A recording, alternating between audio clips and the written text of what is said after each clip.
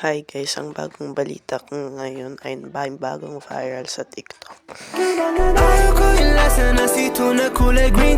Ayos lang naman yung lasa na kulay dilaw. Nung tinikman ko yung color green, yoko na ulitin. Magbibili ako sa the best, alam ko na yung sasabihin. Ate, pabili nga po sito na red. Wala nang red, green na lang. Hindi pwede yan, ayaw kong uminom yan. Gusto ko. Meron din namang gumawa ng kanta tungkol sa Pocky na pink.